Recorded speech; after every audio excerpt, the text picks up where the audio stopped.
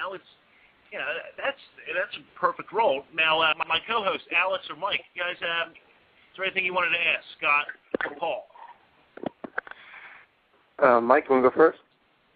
I don't know. I'm just listening to Paul here, and I think he scared me straight on the diet thing. I'll tell you that. Oh, it's about time. This guy has bigger breasts than Jenna Jameson, but I don't know if I'd go that far, buddy. He's still looking nice. Alex, anything you wanted to add? I know you had a question earlier. Well, first of all, I wanted to thank Scott and Paul because a couple of years ago, I'll say 2 or 3 years ago, both of you guys did an interview for my website, Chris After Dark. Do you remember that? Yes. No. Paul, you remember that, right? Yeah. Oh, yeah. Yeah, I think Wayne interviewed you guys, and it was really good stuff, really great things. I just want to thank you both. And I do remember, Scott, I was your friend on MySpace back when people went on there, and you posted a lot of things. Weren't you like on this Truth Seekers thing?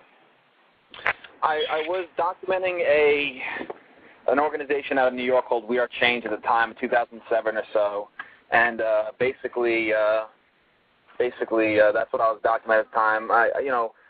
As people grow up, of course, in their 20s, or when they're young, they join a lot of organizations and they try to find a cause. I was part of a couple of organizations, political organizations, but now mostly I just try to stay within what I know and what I can see, and try not to be sucked into those types of things. And you learn that when you get older and stuff. So yeah, I remember we had a small conversation about it. Like, did you have any theories on like 9/11 maybe that wasn't like the truth was not told?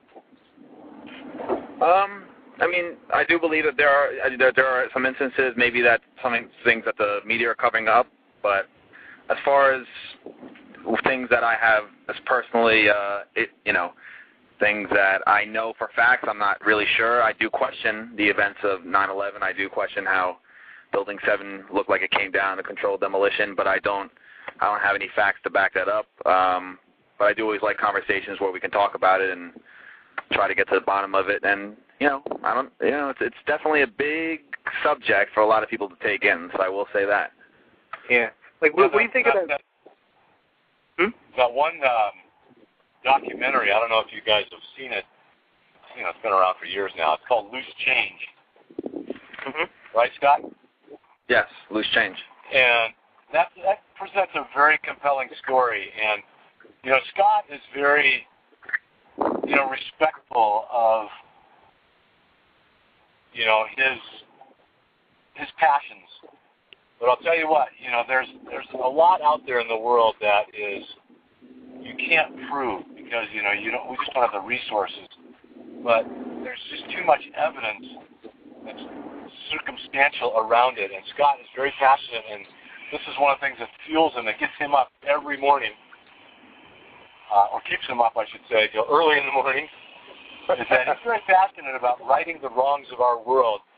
And that was a period in his life, and unfortunately there's many people that feel the same way, like Scott, and just could, they could only express their concerns and their angst and their fear to a certain point, and then they just have to let it go and move on because our culture doesn't support the revealing of truth like it ought to, and it's a sad thing, and you can probably hear in Scott's voice a little bit of disappointment, but the man is a seeker of truth in the true sense of the word, and I really respect him for that. Yeah. And I have one question also for Scott, for like a young, like a filmmaker, who wants to be a filmmaker, and people who've written scripts and trying to get somewhere. It's a two-part question. Your movies, are your movies? I remember when we interviewed, they were pretty much horror-based. Are they like what's the ratio, horror-based and just a regular movie? I guess dramatic, horror-based. We like to call it politically aware, I guess. Those top three. I mean, the movies I really don't. like know what I do on an independent budget, or maybe even a big budget would be like romantic comedies or anything generic of that sort, because it's been overdone. So we always try to make creative art rather than trying to do what's been done over and over in the mass level that's being done in Hollywood today. So I mean, but see, Hollywood's made some great films. I mean, you have like There Will Be Blood, No Country for Old Men, Into the Wild. So there's really good cinema that's out, and that's come out in the last couple of years, and even in history of cinema. So, it's just, like anyone, there's some certain films I like and certain films and genres I don't like. So I try to stick with the things that are, dramatic and depressing and sad, because, I think that's what horror should be. If you're making a horror film, it shouldn't be comedic in a sense, Yeah, and the reason I ask this is because, like, if people want to become really big and a big player in the industry, I was thinking to myself, if you look at today's box offices, horror movies make the least amount of money. And for example, Piranha 3D, it was a lot of talk about it, and big budget movie, this and that, and it only made about $20 million on the weekend, or I think less than that. How much, Mike? $10 million. Yeah, okay, there you go. Yeah. $10 million.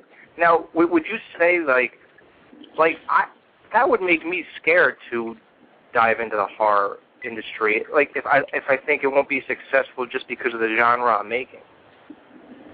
Would you? What are your feelings?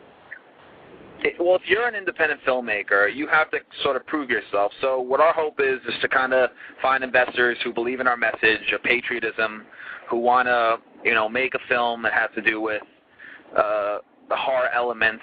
And we have some, scripts that we're working on that we're hoping to find funding for. So these short films are kind of like a way to build up to that and show what we can do. Now, as for horror films, I don't know. It seems like a lot of horror films are being poorly made nowadays. And look, it's a business. And of course, what we want to do is find an investor and help them make their money back, but also put great cinema out there. And that's our hope. And it's a learning process. It's stepping stones. With each film, you learn something new, and you'll always learn something new as an artist. Every single year, even not as an artist, for the rest of your life, you'll learn something new. And so you got to understand that, and that each film is going to be better than the next. You always have to strive for that. Cool. And Paul, I have one question for you. Oh, sorry. No, I'm sorry, Alex. Go. Paul, we did an interview with Miguel Nunez about a week ago or so, and he mentioned that he got a phone call from Paramount, and not even Paramount, probably New Line at that point. And they were going to call all of Jason's victims and make a movie where Jason's victims come after him. Were you called for that movie? No, I haven't heard about that. That's classic. I love it. Okay. I was just wondering if they called everybody for that. Was that recently? He said 2 or 3 years ago. Oh. No, I haven't heard that, no. That would be classic. I have read some interesting scripts, though, about, I've read one script. I can't say too much because I don't want to violate confidentiality, but about a reunion, a Friday the 13th reunion script that was really, really well done. And the guy's trying to get it off the ground. And but, New Line, who owns the rights or whatever to the Friday the 13th franchise, they got, and now, and they got Michael Bay and all that kind of pipeline going. It's a tough thing to break into that cycle because they're kind of entrenched in their process. And, like Michael Bay, he makes these movies that, generate enormous profits. Like that most recent Friday the 13th remake, which I think, has unanimously been panned as just, a pretty weak offering for sure. But, right. I think they made it for, which is kind of mind-boggling that they made it for $20 or $30 million, which is just, again, like I said, it's just obscene. But they made $70 or $80 million. I mean, that's a huge return on an investment. And so, it's hard to approach them and have something of integrity and want to do something right when they can do something of lesser. And this is one of the things that Scott, him and I talk about a lot, is that he is allergic to that type of getting sucked into that. And so, I'm always working to try and see if I can be part of the process of getting him some exposure, to get him some funding so that he can do something right, do it with quality and integrity and edginess and innovation that you often don't see. Because, one of the things that made particularly the first 3 or 4 Friday the 13th so popular, and to this day they're still popular, which is kind of a story all in and of itself, but one of the things that made those films work is they were relatively simple. They were fairly believable, and they stuck to a classic slasher kind of template, and that works. Kids, certain ages and stuff, they love that. And then they just, it's unfortunate that they would then go on and they bastardize that process, that simplicity, and that beauty of that. And so that's what needs to happen. Is we've got to have people like Scott that are out there that are insisting on purity of the product, purity of the creative process, and to make it a commercially viable offering, but do it with strength, do it with character. That is a great point. I couldn't agree more. Is there any last words you guys want to say? Anything you want to plug? I guess, Paul and I are working on a film right now called The Militia 15. As you guys have spoken about, we released Mr. Mullen, and I guess people could see it at MrMullenFilm, MrMullenFilm.com. And the Militia 15's website is THEMILITIA15film.com. And basically, Paul plays a man who is interested in the whole mind control aspect and things that are going on in Camp Hero out in Montauk, New York, and each person in the film has their own, agenda, what they have in the film and what they believe, and some people believe in violence, other people believe in freedom of choice, and others believe in nonviolence. So it's a study of human beings in general, and why we are the way we are, and what drives us to the brink of wanting to be violent while others want to share information, and so that's what it's basically about. So we do appreciate you having us on the show, and thank you for that. I appreciate you joining us. And Dr. K, anything you would like to promote? And don't worry, Doctor, I will make sure Scott puts you in a next film as president or senator. Well, He will make that happen. I just want to say thank you also, and you know what? All the people out there that are Friday the 13th fans and that whole genre, I just love every one of you people. You're just the sweetest, kindest, most generous people, and I'll just do anything for you guys. And I love doing the work and being on shows like this, just to kind of reach out and return the hug, if you will. Well put. Thank you. And thank both of you for coming on, and looking very forward to seeing your upcoming films. And one last thing, Scott, where can everybody see your work that's been out there now? Is there any link we can get to your previous films?